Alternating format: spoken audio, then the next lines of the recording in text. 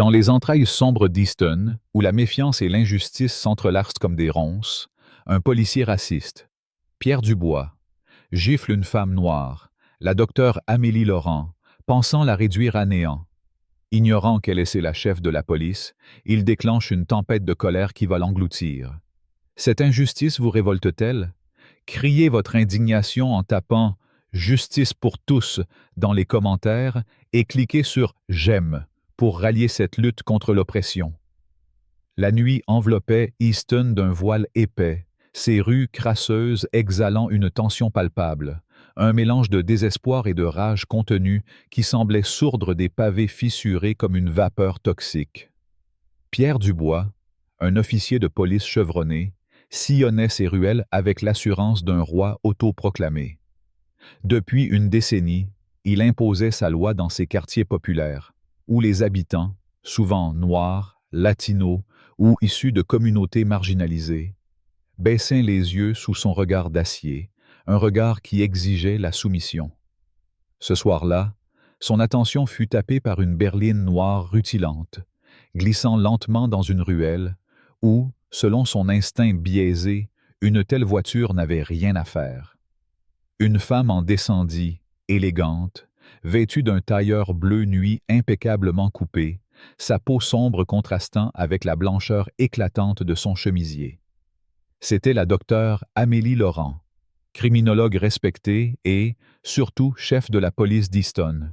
Mais pour Pierre, elle n'était qu'une anomalie, une femme noire qui osait rouler dans un véhicule de luxe, dans un quartier qu'il considérait comme son territoire exclusif. « Vous êtes perdue, madame ?»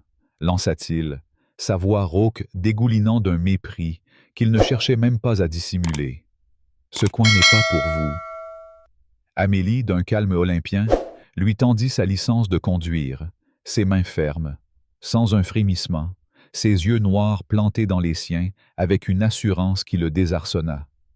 Cette absence de peur, ce refus de plier, fit monter en lui une rage familière, une colère qu'il avait canalisée des centaines de fois par des intimidations, des bousculades, ou pire encore. « Sortez du véhicule maintenant !» aboya-t-il, son ton tranchant comme une lame de rasoir. Lorsqu'elle demanda, d'une voix mesurée mais ferme, pourquoi il insistait pour fouiller son coffre sans mandat, il perdit tout contrôle. Sa main s'abattit, brutale, rapide, une gifle qui claqua comme un coup de tonnerre dans la nuit silencieuse.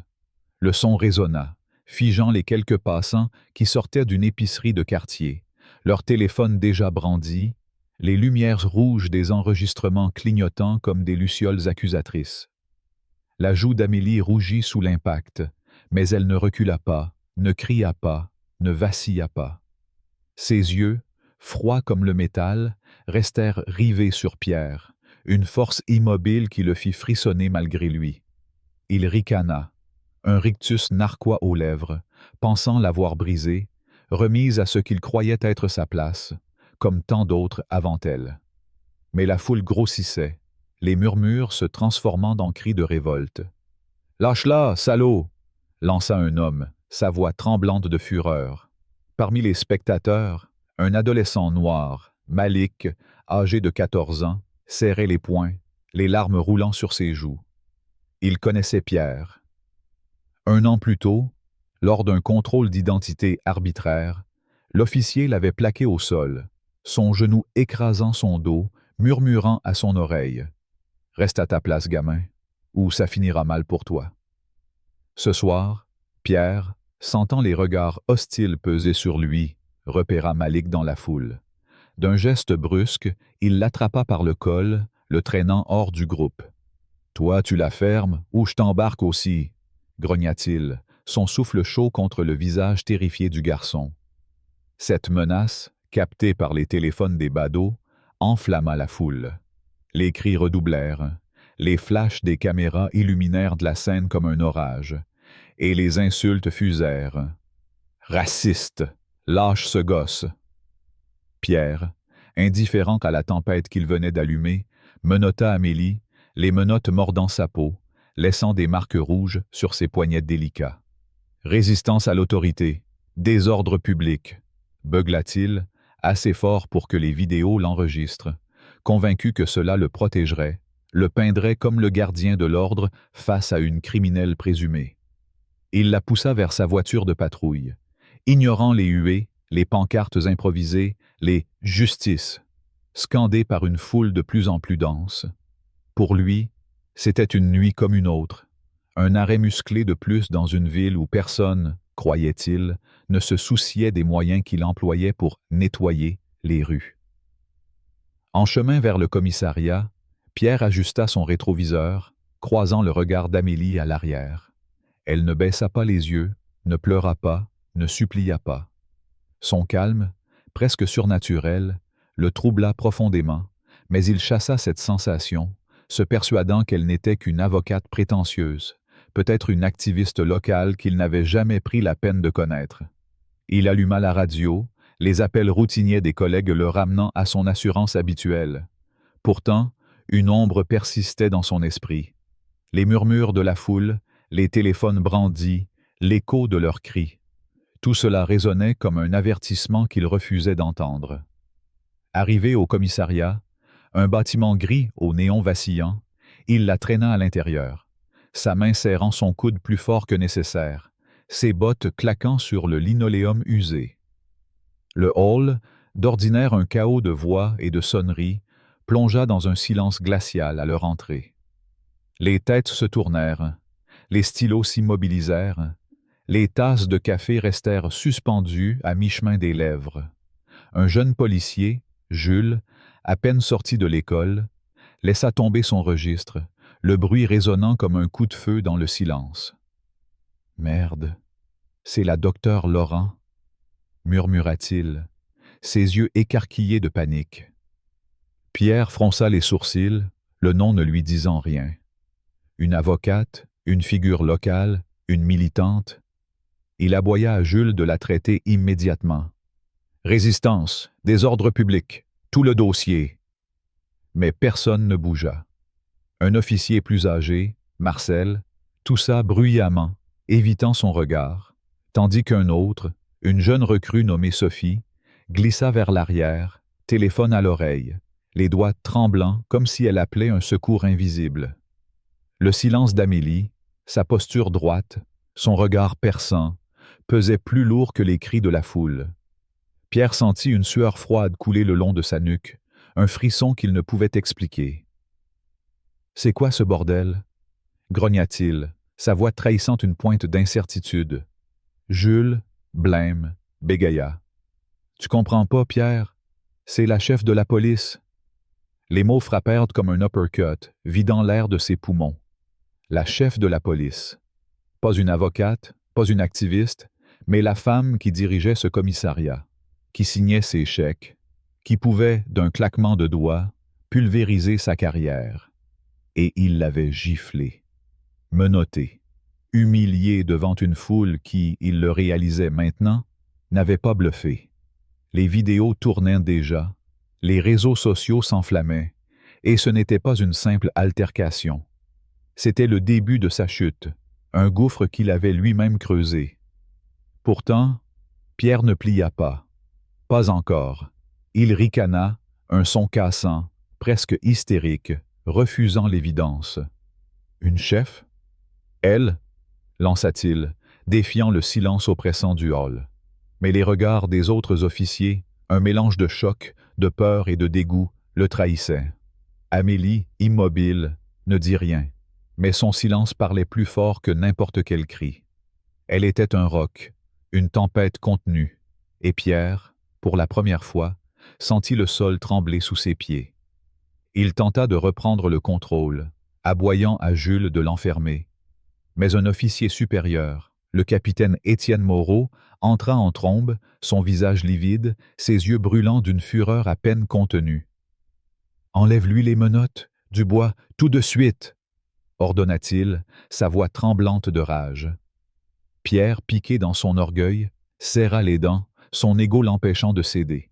« Elle a résisté, c'est une suspecte, pas ma patronne !» cracha-t-il, mais Étienne s'approcha, si près que Pierre sentit l'odeur de café dans son souffle. « Tu viens de gifler la femme qui dirige ce département. T'es fini, Dubois. » Fini. Le chaos éclata comme une bombe.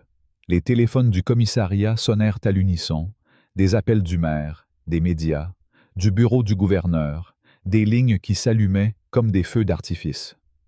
Pierre sentit son estomac se nouer, sa gorge s'assécher. Les vidéos, il le savait maintenant, ne disparaîtraient pas.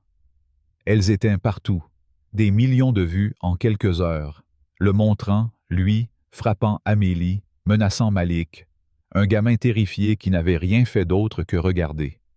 Mais Pierre, dans un élan de panique et d'arrogance, commit une erreur fatale. Depuis son téléphone, sous un compte anonyme, il posta une accusation mensongère contre Amélie, prétendant qu'elle avait gravi les échelons grâce à des pots de vin, qu'elle était corrompue, une opportuniste jouant la carte de la victime. Cette tentative désespérée de la salir ne fit qu'attiser la colère du public. Les hashtags « Justice pour Amélie » et « Dubois raciste » envahirent les plateformes, des manifestants bloquèrent les rues d'Easton, scandant des slogans, brandissant des pancartes. Une femme dans la foule, Aïssa, une mère célibataire dont le frère avait été brutalisé par Pierre des années plus tôt, prit la parole devant les caméras, sa voix brisée par l'émotion. « Il a détruit mon frère, brisé notre famille, et maintenant il ose mentir sur elle. Cet homme est un monstre. » Son témoignage, brut, déchirant, galvanisa la foule, les flammes de la révolte montant plus haut jusqu'à ce que les vitres du commissariat vibrent sous les cris. Mais ce n'était pas tout. Pierre, dans une tentative de reprendre la main, avait contacté un vieil ami, un ancien collègue nommé Luc, connu pour ses relations douteuses avec des groupes extrémistes locaux. « Fais quelque chose, Luc, fais taire ces gens », avait-il murmuré au téléphone, pensant que quelques intimidations suffiraient à étouffer l'incendie. Ce qu'il ignorait, c'était que Luc, flairant la tempête, avait déjà vendu la mèche à un journaliste local, amplifiant la crise. 1 heure plus tard, une nouvelle vidéo fuitée apparut en ligne.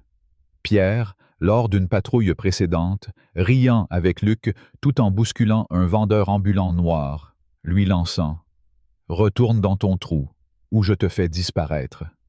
Cette vidéo, ajoutée à celle de la gifle, transforma la colère publique en une véritable éruption volcanique. Les habitants d'Easton, longtemps opprimés, trouvèrent dans ces images la preuve de ce qu'ils avaient toujours su. Pierre Dubois n'était pas un gardien de l'ordre, mais un tyran en uniforme, un homme qui se croyait intouchable. Au commissariat, Amélie, libérée des menottes, se tenait au centre du hall, son regard toujours fixé sur Pierre. Les officiers autour d'elle semblaient pétrifiés, comme si sa présence seule suffisait à réécrire les règles de ce lieu. Elle parla enfin, sa voix basse, tranchante comme une lame d'obsidienne. « Tu as cru pouvoir me briser, Dubois. Tu viens de signer ta perte. » Ce n'était pas une menace, mais une promesse, froide, inébranlable, un verdict prononcé avec la certitude d'une femme qui savait exactement ce qu'elle faisait. Pierre, acculé, sentit la panique monter comme une vague, mais il se força à ricaner, à tenir bon. Il avait survécu à pire, non? Il avait des contacts, des collègues qui le couvriraient, des moyens de s'en sortir. Il pensa à Luc, à ses relations, à son passé de flic intouchable. Mais au fond, il savait. Les vidéos, les cris, les yeux d'Amélie, tout cela disait la même chose. Il n'était plus le chasseur. Il était la proie. Le commissariat s'agitait, les officiers évitant son regard, les téléphones continuant de sonner comme une alarme incessante. Aïssa, dehors, continuait de parler aux caméras, sa voix portée par les haut-parleurs des chaînes d'information. « Il a menacé un enfant. Mon Malik, il a brisé nos vies et il ose salir la femme qui nous protège. » La foule rugit, un grondement primal, et Pierre, pour la première fois, sentit le poids de ses actes, un poids qu'il avait toujours ignoré, mais qui maintenant l'écrasait. La nuit s'épaississait, et les rues d'Easton devenaient un brasier de colère. Les pancartes se multipliaient, les slogans devenaient des chants de guerre. Plus de racisme, justice pour Amélie. Pierre, enfermé dans une salle d'interrogatoire pour clarification, fixait le mur, son esprit tournant à toute vitesse. Il pensa à Malik, à ce gamin qu'il avait terrorisé, à Aïssa, à son frère qu'il avait envoyé en prison sur un faux prétexte, à toutes les vies qu'il avait piétinées sans un regard en arrière.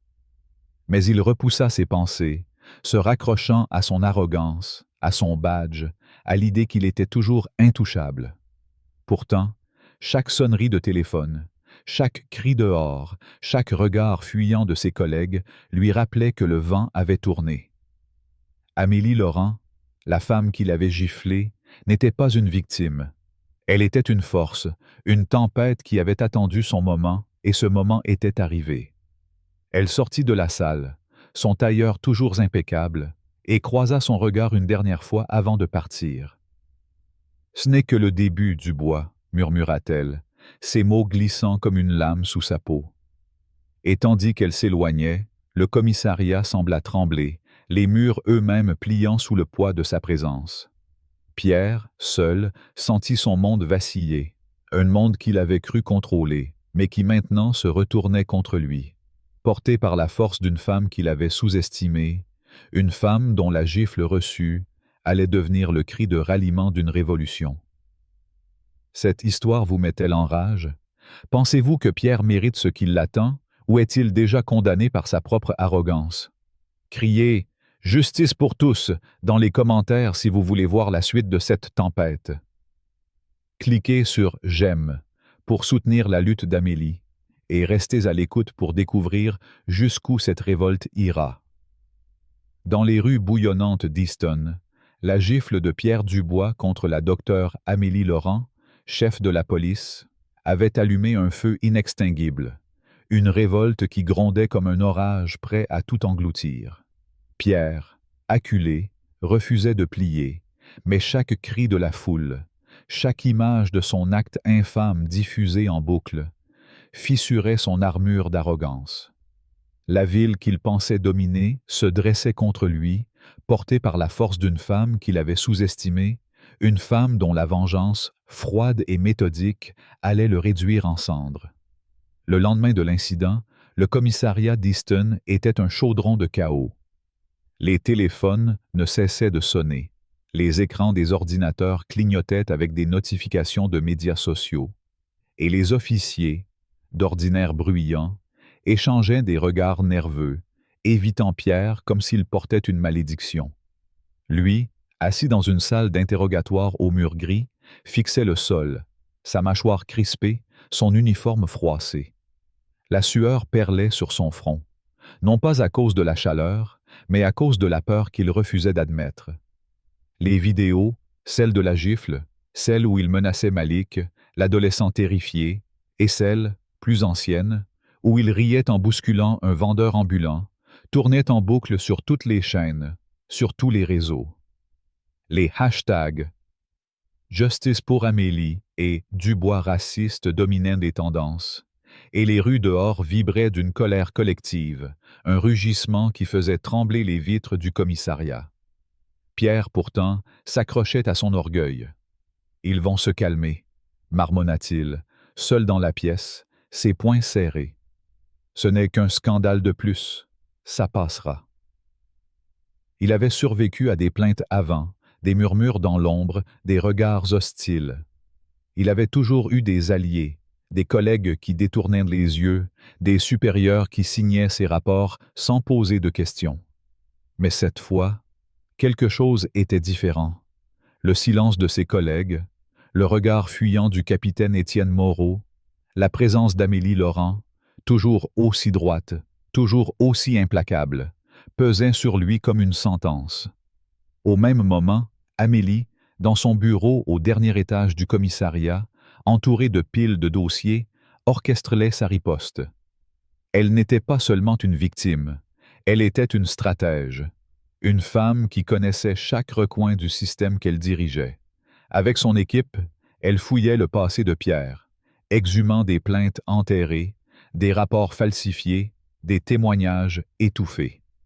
Parmi eux, l'histoire d'Aïssa, la mère célibataire dont le frère, Jamal, avait été brutalisé par Pierre 5 ans plus tôt.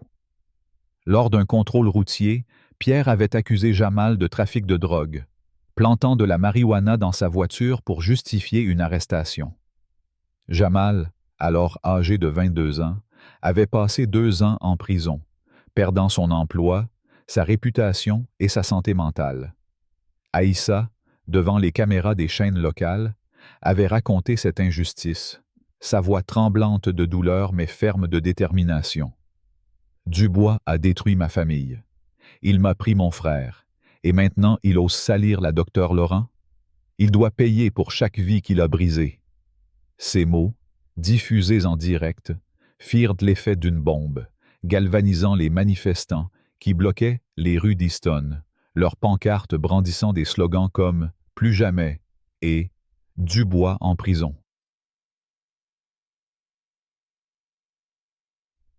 La foule, un mélange de jeunes, de familles, de militants, semblait prête à renverser le commissariat lui-même, leurs cris résonnant comme un tambour de guerre. Mais Pierre, loin de se repentir, choisit de doubler la mise. Dans un élan de désespoir, il contacta Luc, son ancien collègue aux connexions troubles, un homme qui avait toujours un pied dans l'ombre, fréquentant des groupes extrémistes prêts à tout pour protéger leurs intérêts. « Fais quelque chose, Luc, » murmura Pierre au téléphone, sa voix tremblante mais venimeuse. « Ces gens doivent arrêter. Frappe fort. » Luc, sentant une opportunité, promit d'agir, mais Pierre ignorait que son soi-disant allié jouait double jeu. Quelques heures plus tard, une foule de voyous masqués, armés de battes et de cocktails Molotov, attaqua la maison d'Amélie, dans un quartier calme d'Easton. Les vitres explosèrent, les murs furent tagués de messages racistes. « Rentre chez toi » et, pire encore, la nièce d'Amélie, une adolescente de 16 ans nommée Clara, fut blessée par un éclat de verre, son cri de douleur déchirant la nuit. L'attaque, captée par des caméras de surveillance, fut diffusée en direct par un média local, et l'indignation publique atteignit un paroxysme. Les réseaux sociaux explosèrent de messages de soutien pour Amélie, mais aussi de haine envers Pierre, désormais vu non seulement comme un policier raciste, mais comme un monstre capable de s'en prendre à une enfant innocente. Clara, pensée mais terrifiée, apparut à la télévision, son visage pâle mais résolu. « Il a voulu nous faire taire, mais on ne se taira pas. Ma tante est plus forte que lui. » Ces mots, prononcés par une adolescente tremblante, firent de monter la colère d'Easton à un niveau jamais vu, les manifestations s'étendant à d'autres quartiers, les pancartes devenant des torches dans la nuit. Au commissariat, Pierre, toujours enfermé dans la salle d'interrogatoire, sentit le vent tourner. Le capitaine Étienne, les traits tirés, entra et lui lança un dossier épais sur la table. « Tu veux voir ce qu'on a sur toi, Dubois ?» dit-il, sa voix lourde de dégoût. Des plaintes, des vidéos, des témoignages, des années de brutalité. Tu croyais qu'on oublierait? Pierre feuilleta le dossier, ses mains tremblantes, découvrant des noms qu'il avait cru effacer. Jamal, le frère d'Aïssa, battu et emprisonné à tort. Malik, le garçon qu'il avait menacé la veille. Un vieil homme latino, Carlos, qu'il avait humilié lors d'un contrôle en 2018, lui crachant au visage. « Reste à ta place, vieux. » Bio, hein? Chaque page était une accusation, chaque mot un clou dans son cercueil. Mais Pierre, fidèle à son arrogance, ricana. « Vous n'avez rien de concret. C'est leur parole contre la mienne. » Étienne, secouant la tête, répondit. « Tu ne comprends pas, Dubois. Ce n'est pas juste leur parole. C'est la ville entière. Et Amélie Laurent ne lâche rien. » Dehors, la colère montait encore. Une nouvelle vidéo fuitée apparut, montrant Pierre, 3 ans plus tôt, frappant un adolescent noir, Samir, lors d'une arrestation musclée. Samir, alors âgé de 16 ans, avait fini à l'hôpital, un bras cassé, et sa mère, Nadia, une infirmière épuisée, avait tenté de porter plainte. Pierre, avec l'aide de Luc, avait fait pression sur elle, menaçant de s'en prendre à son fils cadet si elle parlait. Nadia, brisée mais courageuse, prit la parole lors d'une conférence de presse organisée par Amélie. Debout devant un micro, ses mains tremblantes, elle raconta. Dubois m'a dit que si je parlais, mon autre fils ne rentrerait pas à la maison. Il a brisé mon Samir, et maintenant il veut briser la docteure Laurent. Mais on ne le laissera pas faire. Les larmes de Nadia, sa voix rauque de douleur, firent frémir la foule, qui scanda son nom, transformant son témoignage en un cri de ralliement. Les réseaux sociaux s'enflammèrent davantage, les hashtags devenant des armes, chaque partage une flèche tirée contre Pierre. Mais Pierre, dans sa cellule temporaire, refusait toujours de plier. Il contacta un autre allié, un avocat véreux nommé Marc, connu pour ses combines et ses relations dans les bas-fonds d'Easton. « Fais taire les témoins, Marc, » murmura-t-il au téléphone, sa voix basse, presque un grognement. « Menace-les, fais ce qu'il faut. Je ne tomberai pas à cause d'une femme comme elle. » Marc, sentant l'odeur de l'argent, accepta, mais Pierre ignorait qu'Amélie avait des yeux partout. Ses équipes, travaillant sans relâche, avaient infiltré les réseaux de Pierre, interceptant ses appels, surveillant ses complices. Lorsque Marc tenta d'intimider Aïssa, lui envoyant des messages anonymes menaçant sa famille, la police d'Amélie intervint, arrêtant Marc en flagrant délit. Cette arrestation, diffusée en direct, fut un coup de théâtre. Pierre, croyant manipuler les ombres, venait de se faire prendre à son propre jeu. Les médias s'emparèrent de l'histoire, titrant « Le policier raciste tente de museler les victimes ». La colère publique, déjà à son comble, explosa. Des manifestations spontanées bloquèrent les ponts d'Easton, des pneus brûlèrent dans les rues, et les cris de « Justice » devinrent un rugissement ininterrompu. Au commissariat, Pierre, désormais suspendu, fut convoqué pour une audience disciplinaire. Il entra dans la salle, son uniforme remplacé par un costume froissé, son visage blême, mais son regard toujours défiant. Face à lui, Amélie, impeccable dans son tailleur, présidait la réunion, entourée d'officiers supérieurs et d'enquêteurs des affaires internes. Elle ne parla pas tout de suite, laissant le silence peser, chaque seconde une torture pour Pierre. Puis, elle prit la parole, sa voix claire, tranchante. « Dubois, tu as abusé de ton pouvoir pendant des années. Tu as cru que ta plaque te rendait intouchable. Mais aujourd'hui, cette ville te voit pour ce que tu es. » Elle posa sur la table une pile de dossiers, des preuves accablantes, des vidéos, des témoignages, des rapports de police falsifiés. Parmi eux, une plainte oubliée, celle d'une femme âgée, Marie, une immigrée haïtienne que Pierre avait arrêtée sans raison il y a 7 ans, la laissant humiliée, tremblante, devant ses petits-enfants. Marie, présente à l'audience, se leva, sa voix fragile mais ferme. « Vous m'avez traité comme un animal, Dubois. Vous avez ri quand mes petits-enfants pleuraient. Vous n'êtes pas un policier. Vous êtes un tyran. » Ces mots, simples mais dévastateurs, firent vaciller Pierre. Pour la première fois, il sentit son armure se fissurer, mais il se raccrocha à son arrogance, lançant un sourire narquois. « Vous n'avez rien de solide. Je vais m'en sortir, comme toujours. » Et some triste. Mais il se trompait. Les preuves s'accumulaient, chaque témoignage un coup de marteau contre son mur d'invincibilité. Le capitaine Étienne, écœuré, annonça sa suspension immédiate, mais ce n'était qu'un prélude. Les affaires internes, sous la direction d'Amélie, avaient découvert un réseau de corruption impliquant Pierre et Luc, un réseau qui incluait des pots de vin, des intimidations et même des liens avec des groupes extrémistes. Une nouvelle vidéo fuitée montra Pierre, lors d'une soirée arrosée, vantant ses exploits. Ces gens-là, faut les remettre à leur place. Un coup de poing et ils comprennent. Cette vidéo diffusée en prime time fut la goutte d'eau, La ville entière, des quartiers populaires aux banlieues aisées, se souleva.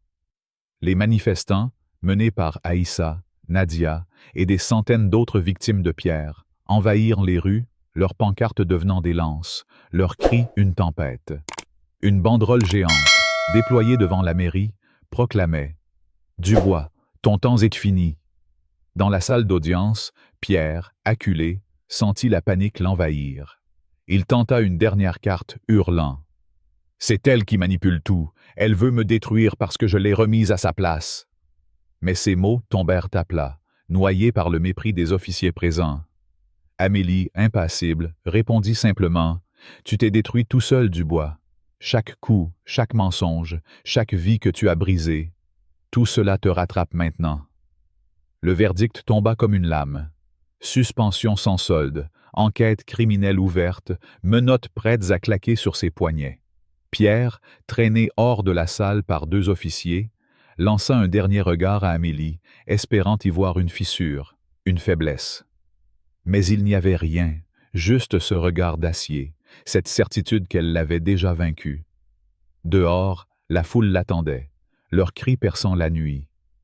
Justice pour Amélie, justice pour Jamal, justice pour Malik. Une pierre vola, frôlant la tête de Pierre, et il trébucha, son cœur battant à tout rompre. Il n'était plus un flic, plus un roi. Il était une cible, un homme dont le nom était devenu synonyme de haine. Et tandis qu'on l'emmenait vers une cellule temporaire, il entendit la voix d'Aïssa, portée par un mégaphone. « Pour chaque vie que tu as brisée, Dubois, nous serons là. Tu ne nous feras plus taire. » Ces mots, amplifiés par la foule, résonnèrent comme un glas. Pierre, enfermé dans l'obscurité, comprit enfin que ce n'était pas une tempête qu'il pouvait attendre. C'était un raz de marée, orchestré par Amélie Laurent, une femme qu'il avait sous-estimée, une femme dont la gifle reçue avait éveillé une ville entière. Et ce n'était que le début. Cette histoire vous met-elle en rage? Si vous brûlez de voir Pierre payer pour ses crimes, tapez « Justice pour tous » dans les commentaires et cliquez sur « J'aime » pour soutenir la lutte d'Amélie. Si vous pensez qu'il mérite une chance de se racheter, dites-le nous aussi. Abonnez-vous pour ne pas manquer la suite de cette bataille pour la justice et partagez pour rallumer le feu de la révolte. Le tribunal fédéral d'Easton, un colosse de pierre et de verre dressé comme une sentinelle au cœur d'une ville en ébullition, semblait vibrer sous le poids des cris de la foule massée à l'extérieur, leurs pancartes brandies comme des lances, leurs voix unifiées dans un rugissement « Justice pour Amélie, Dubois coupable !» La gifle que Pierre Dubois avait assénée à la docteure Amélie Laurent, chef de la police, n'était plus un simple acte de violence. Elle était devenue le détonateur d'une révolte qui consumait tout sur son passage, sa carrière, son arrogance, son existence même. Pierre, menotté, traîné à travers un couloir grouillant de journalistes et de caméras, sentait chaque regard comme une aiguille plantée dans sa chair. La ville qu'il avait cru régner en maître s'était retournée contre lui, portée par une femme qu'il avait sous-estimée, une femme dont la vengeance, froide, méthodique et implacable, allait sceller son destin dans un tombeau de honte et de béton. À l'intérieur de la salle d'audience, l'air était saturé d'une tension si épaisse qu'elle semblait étouffer les murmures. Les bancs étaient remplis. Les spectateurs, habitants d'Easton, militants, familles des victimes de Pierre, fixaient l'accusé avec une colère contenue, leurs yeux brûlants d'une soif de justice. Pierre, vêtu d'un costume gris élimé, ses cheveux gras collés au front, son visage marqué par des nuits d'insomnie et de peur, s'affala sur la chaise des accusés, ses menottes cliquetant comme un rappel constant de sa chute. Son avocat, Marc, un homme au regard fuyant et au costume trop brillant, se pencha vers lui, chuchotant d'une voix nerveuse. « Plaidez non coupable, Pierre. On va jouer sur l'erreur humaine, la pression du métier, l'idée que vous étiez un flic sous tension. Ils n'ont pas assez pour vous détruire complètement. » Pierre hocha la tête, un rictus crispé aux lèvres, s'accrochant à l'idée qu'il pouvait encore renverser la vapeur. Il avait survécu à tout. Les vidéos virales montrant sa brutalité, les manifestations qui avaient paralysé Easton, les trahisons de ses anciens collègues qui l'avaient abandonné comme un pestiféré. Il se voyait encore comme le maître du jeu, capable de transformer cette salle en un théâtre où il jouerait la victime. Un policier poussé à bout par une ville ingrate, une chef manipulatrice, des accusations exagérées. Non coupable, déclara-t-il, sa voix résonnant dans la salle silencieuse, un défi lancé non seulement au juge, mais à Amélie, à la foule, à la ville entière. Il imaginait déjà les jurés hésiter, les médias douter, son nom blanchi par une pirouette judiciaire. Il était Pierre Dubois, un flic qui avait toujours su manipuler les règles, esquiver les coups, sortir indemne des tempêtes. Mais cette fois, il n'avait pas mesuré la force de l'adversaire qu'il affrontait, ni la profondeur du gouffre qu'il avait lui-même creusé. Amélie Laurent entra dans la salle, son tailleur bleu nuit taillé comme une armure, son port altier, son regard d'acier transperçant la foule. Elle n'était pas seulement la chef de la police, elle était l'âme d'une révolte, une femme noire qui avait transformé une gifle en un cri de ralliement pour une ville entière. Lorsqu'elle prêta serment, sa voix claire et ferme trancha le silence comme une lame d'obsidienne. Pierre Dubois, commença-t-elle, ses yeux plantés dans les siens, sans une once de peur ou de doute, n'a pas seulement commis un acte de violence contre moi. Il a bâti une carrière sur la brutalité, le racisme et la corruption. Ce soir-là, il m'a giflé parce qu'il a vu une femme noire dans une voiture de luxe et a cru pouvoir m'humilier, me remettre à ce qu'il pensait être ma place. Mais il a sous-estimé Easton, il a sous-estimé la vérité, et aujourd'hui, il va répondre de chaque vie qu'il a brisée. Ces mots, précis, implacables, firent frissonner la salle, un frisson qui se propagea comme une onde de choc. Pierre sentit son estomac se nouer, une sueur froide coulant le long de sa nuque, mais il se força à ricaner, murmurant à Marc « Elle bluffe, elle n'a rien de concret, ce n'est qu'une vendetta personnelle. » Mais il se trompait, et il le savait au fond de lui. Amélie n'était pas là pour bluffer. Elle était là pour détruire, non pas par haine, mais par une justice froide, calculée, inéluctable. Le procureur, Claire Dubois, une ironie cruelle, sans lien de parenté, appela les témoins, un défilé de voix brisées mais résolues, chacune portant une cicatrice laissée par Pierre. Aïssa, la mère célibataire, monta à la barre, ses yeux brillants de larmes, mais sa voix ferme comme le roc. Elle raconta comment Pierre avait détruit la vie de son frère Jamal, plantant de la marijuana dans sa voiture pour justifier une arrestation, envoyant un jeune homme de 22 ans en prison pour 2 ans, brisant sa famille, son avenir. « Il m'a regardé dans les yeux, » dit-elle, sa voix tremblante de rage. « Et il m'a dit que si je parlais, il s'en prendrait à mes enfants. Il a ri en voyant mes larmes. Et maintenant, il a osé s'en prendre à la docteure Laurent, à ma nièce Clara, à nous tous. » La foule dans la salle murmura, un grondement de colère contenue, et Pierre sentit les regards des jurés se durcir, leurs visages se fermer. Puis vint Nadia, la mère de Samir, l'adolescent qu'il avait battu 3 ans plus tôt. Elle décrivit, la gorge nouée, comment Pierre avait cassé le bras de son fils, riant pendant que Samir hurlait de douleur. « Il m'a menacé, » dit-elle, ses mains serrant la barre. « Il a dit que si je portais plainte, mon autre fils serait le prochain. J'ai eu peur, mais plus maintenant, pas avec la docteure Laurent qui nous donne du courage. » Chaque témoignage était un coup de massue, chaque mot un clou enfoncé dans le cercueil de Pierre, et la salle semblait s'alourdir sous le poids de leur vérité. Mais le pire était encore à venir. Claire projeta une série de vidéos, un montage accablant exhumé par l'équipe d'Amélie, des enregistrements que Pierre croyait enterrés à jamais. Des dashcams, des caméras de surveillance, des téléphones portables. Une fresque de sa brutalité étalée devant le monde. On le vit plaquer un adolescent noir, Malik, contre un mur, riant alors que le garçon pleurait de peur. On le vit bousculer une femme latina, Maria, l'insultant alors qu'elle le suppliait de la laisser rentrer chez ses enfants. On le vit, dans une ruelle sombre, accepter un pot de vin d'un dealer en échange de son silence, son rictus arrogant capturé en haute définition. Mais la vidéo la plus dévastatrice fut celle d'un incident vieux de 7 ans. Pierre, riant aux éclats, frappant une femme âgée, Marie, une immigrée haïtienne, devant ses petits-enfants terrifiés, leur criant « Rentrez chez vous, ou je vous fais tous enfermer !»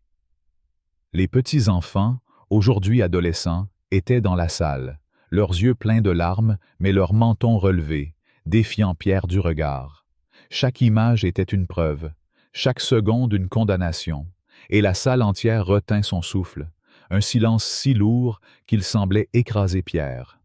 Marc, à ses côtés, blêmissait, marmonnant. Ils n'avaient pas ça. Comment ont-ils trouvé ça? Mais Pierre savait. Amélie. Elle avait tout orchestré, fouillé chaque recoin de son passé, déterré chaque secret qu'il pensait avoir écrasé sous ses bottes. Elle n'était pas une victime. Elle était une architecte, construisant sa chute brique par brique. Puis vint un témoin inattendu, un coup de grâce que Pierre n'avait pas vu venir. Sophie, la jeune recrue du commissariat, celle qui avait glissé vers l'arrière lors de l'arrestation d'Amélie, monta à la barre. Ses mains tremblaient, mais sa voix était claire, tranchante. « J'ai travaillé avec Dubois, » dit-elle, évitant son regard. « Il m'a forcé à falsifier des rapports, à mentir sur ses arrestations. Il m'a dit que si je parlais, je perdrais mon badge, ma carrière, ma vie. Il m'a dit que les gens comme nous, les flics, devaient se serrer les coudes, peu importe ce qu'ils faisaient. Mais je ne pouvais plus me taire. Pas après ce qu'il a fait à la docteure Laurent, à Malik, à Aïssa, à tant d'autres. » La salle explosa en murmures, un raz-de-marée de choc et de colère. Sophie, une flic, une collègue, avait trahi Pierre, et ce coup était plus douloureux que tous les autres. Il se pencha vers Marc, sifflant. « Fais quelque chose, bon sang, arrête ça !» Mais Marc, dépassé, haussa les épaules, son assurance fondant comme cire sous une flamme. La vérité, portée par Amélie, était une lame trop aiguisée pour être parée, et Pierre, pour la première fois, sentit son rictus s'effacer complètement, remplacé par une peur qu'il ne pouvait plus nier. Dehors, la foule grossissait, les manifestations s'étendant comme un feu de forêt à travers Easton. Les pancartes étaient devenues des armes, les slogans des cris de guerre. Une nouvelle vague de colère éclata lorsque Pierre, dans un ultime acte de désespoir, tenta de salir les témoins depuis sa cellule temporaire. Lors d'une interview arrangée par Marc, diffusée sur une chaîne locale douteuse, il déclara « Ces gens sont des criminels, des menteurs, des parasites. Ils veulent me faire tomber parce que je faisais mon travail, que je gardais les rues propres. Laurent les manipule tous, elle joue la victime pour sa gloire. » Ces mots, prononcés avec un mépris venimeux, furent un désastre.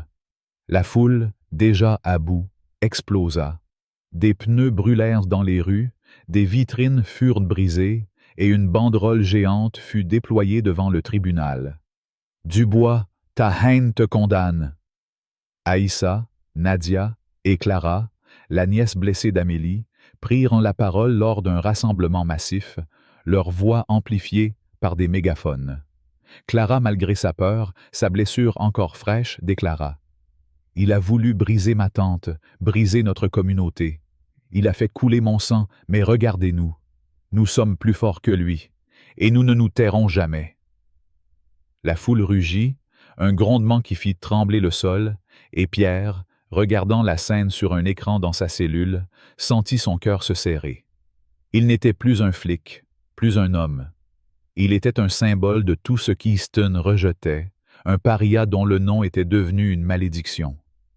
Le procès s'accéléra, chaque jour apportant de nouvelles preuves, de nouveaux témoignages, chacun plus accablant que le précédent. Un ancien collègue, Paul, un flic à la retraite qui avait travaillé avec Pierre, révéla comment ce dernier avait couvert un accident de voiture mortel, impliquant un adolescent noir, accusant à tort un autre homme pour protéger un ami influent. Dubois m'a dit que c'était comme ça qu'on gérait les choses, murmura Paul, la honte dans les yeux, sa voix brisée. J'ai obéi, mais je ne peux plus vivre avec ça. J'ai vu la docteure Laurent se battre pour la justice et je devais parler. Dumas. Ce témoignage, ajouté aux autres, fit basculer le jury. Leurs visages, autrefois neutres, étaient désormais des masques de dégoût, leurs regards perçant Pierre comme des lames. Il tenta une dernière carte, suppliant Marc de contacter Luc, son ancien allié, pour fabriquer de fausses preuves, accuser Amélie de corruption, n'importe quoi pour renverser la situation. Mais Luc, sentant le vent tourner, avait disparu, laissant Pierre seul face à son destin, un raté abandonné par ses propres complices. Le jour du verdict, la salle était un volcan prêt à entrer en éruption. Le juge, Élodie Martin, une femme noire d'une 50aine d'années, se leva, son regard perçant comme celui d'Amélie, une lueur de détermination dans les yeux. Pierre, tremblant malgré lui, s'accrocha à un dernier espoir. Une peine légère, une probation, 1 an tout au plus. Après tout, il était un ex-flic, un homme du système. On ne l'enterrerait pas si facilement, non.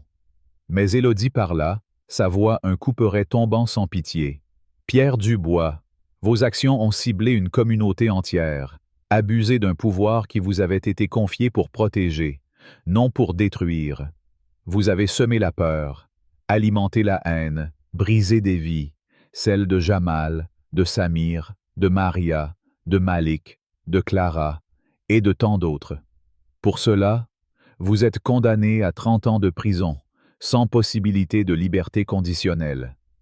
Le marteau s'abattit, un coup de tonnerre qui résonna dans la salle, et Pierre s'effondra sur sa chaise, son souffle coupé, son monde s'écroulant comme un château de cartes.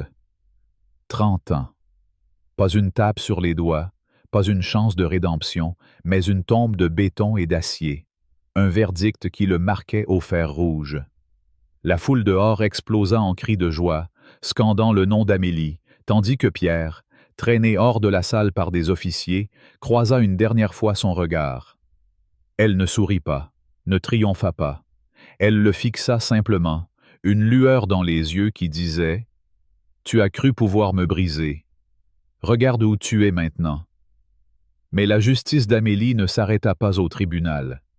Alors que Pierre était conduit vers la prison d'État d'Easton, un complexe sinistre de tours grises et de barbelés, les réformes qu'elle avait lancées commencèrent à prendre forme. Une nouvelle loi, baptisée « Loi Laurent », fut proposée au conseil municipal, imposant des contrôles stricts sur les abus policiers.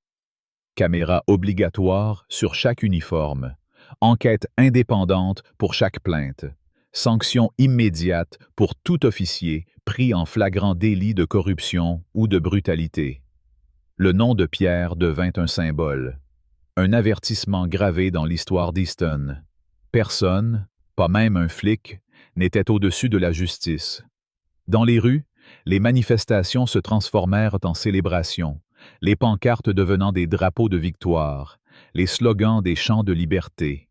Aïssa, Nadia, Clara et tant d'autres se tenaient aux côtés d'Amélie lors d'une conférence de presse retransmise à l'échelle nationale. Clara, sa blessure guérie, mais sa voix tremblante de détermination déclara « Ma tante nous a montré qu'on peut se battre, qu'on peut gagner. Dubois a voulu nous faire taire, mais nous sommes la voix d'Easton, et nous ne nous arrêterons jamais. » La foule rugit, un cri primal qui semblait ébranler les fondations de la ville, et Amélie, debout à leur côté, hocha la tête, son silence plus puissant que n'importe quel discours. Dans sa cellule, Pierre, enfermé dans l'obscurité froide de la prison, entendait encore les échos des cris, voyait les images d'Amélie sur les écrans des postes de télévision communs. Chaque jour, il sentait le poids de son passé, les regards des autres détenus, dont beaucoup étaient ses anciennes victimes, pesant sur lui comme des chaînes invisibles. Il avait cru pouvoir survivre, manipuler, esquiver, comme il l'avait toujours fait. Mais Amélie avait tout prévu, tout orchestré. Sa gifle n'avait pas été une faiblesse, mais une arme, un catalyseur qui avait réveillé une ville, brisé un système et réduit Pierre à néant. Les détenus, reconnaissant son visage des journaux, murmuraient dans les couloirs. « C'est lui, le flic raciste. Il a frappé la mauvaise femme. » Chaque regard, chaque rictus, chaque pas dans la cour de la prison était un rappel. Il n'était plus un prédateur, mais une proie.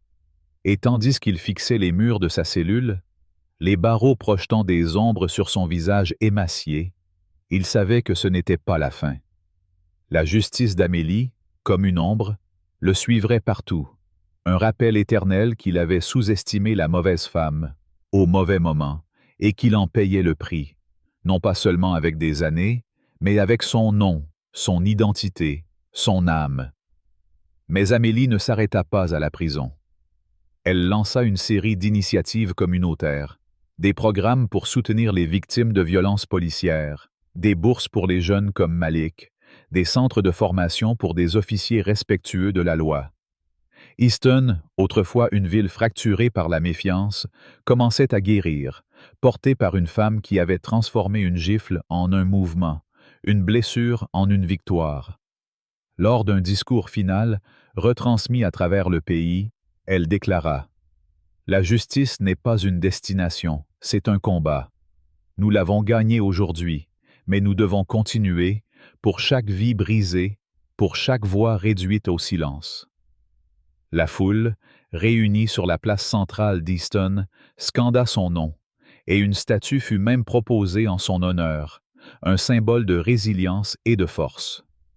Pierre, depuis sa cellule, entendait ces échos, voyait ces images, et chaque mot, chaque cri était une nouvelle lame dans son cœur. Il avait cru pouvoir briser Amélie Laurent. Au lieu de cela, elle l'avait brisé, lui, et avait reconstruit une ville sur les cendres de son arrogance. Cette histoire vous enflamme-t-elle? Si vous brûlez de soutenir la justice d'Amélie et la lutte d'Easton, tapez « Justice pour tous » dans les commentaires et cliquez sur « J'aime » pour rallier ce combat. Si vous pensez que Pierre mérite une lueur de rédemption, partagez votre point de vue. Abonnez-vous pour ne pas manquer l'épilogue de cette saga et partagez pour faire résonner le cri d'Easton à travers le monde. L'histoire d'Amélie Laurent, telle qu'elle se déroule dans les 3 chapitres de cette saga captivante, est bien plus qu'un simple récit de justice face à l'injustice. C'est une fresque humaine, un miroir tendu vers nos propres combats, nos valeurs, et la manière dont nous choisissons de nous tenir face à l'adversité. En tant que spectateur de cette épopée, je me suis senti tour à tour, indigné, inspiré, et profondément ému par la résilience d'Amélie, par la force collective d'Easton et par les leçons universelles que cette histoire nous offre. À travers une réflexion personnelle, je souhaite partager ce que ce récit m'a appris et comment ces enseignements peuvent être appliqués dans nos vies quotidiennes, tout en m'inscrivant dans une perspective française, où la justice, l'égalité et la fraternité résonnent comme des piliers culturels. Tout d'abord, l'histoire d'Amélie m'a frappé par sa démonstration éclatante du pouvoir de la résilience face à l'oppression. Lorsqu'elle reçoit cette gifle de Pierre Dubois, un acte chargé de racisme et de mépris, Amélie ne s'effondre pas. Elle transforme cette violence en carburant pour une quête de justice, non seulement pour elle-même, mais pour toute une communauté. Cette résilience me rappelle une valeur profondément ancrée dans la culture française. La capacité à se relever, à se battre pour ce qui est juste, même lorsque tout semble perdu. Dans nos vies, nous faisons tous face à des moments d'injustice. Peut-être pas aussi dramatiques, mais tout aussi douloureux. Cela peut être une remarque discriminatoire au travail, un traitement injuste dans une institution, ou même un sentiment d'exclusion dans un cercle social. L'exemple d'Amélie nous enseigne qu'au lieu de céder à la colère ou au désespoir, nous pouvons canaliser ces émotions pour agir avec dignité et détermination. Par exemple, face à une injustice au travail, plutôt que de ruminer, je pourrais m'organiser, documenter les faits et chercher des alliés pour faire entendre ma voix, tout comme Amélie a mobilisé une communauté entière. Ensuite, cette histoire met en lumière l'importance de la solidarité. Sans la foule qui a filmé l'incident, sans les témoignages d'Aïssa, de Nadia, de Sophie, et sans le soutien de la ville d'Easton, Amélie n'aurait peut-être pas triomphé. Ce collectif, uni par un désir commun de justice, reflète l'idéal français de fraternité, inscrit dans la devise républicaine. En France, nous valorisons les mouvements collectifs, qu'il s'agisse des manifestations pour les droits sociaux ou des associations qui défendent les plus vulnérables. Cette leçon m'a profondément marqué. Seul, on peut être brisé, mais ensemble, on devient une force inarrêtable. Dans ma vie quotidienne, cela m'encourage à m'impliquer davantage dans ma communauté, que ce soit en soutenant une cause locale, en participant à des discussions sur l'égalité, ou simplement en tendant la main à quelqu'un qui se sent isolé.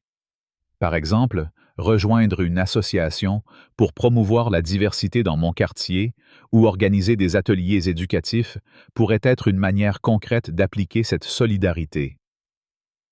Un autre enseignement majeur est le danger de l'arrogance et du déni, incarné par Pierre Dubois.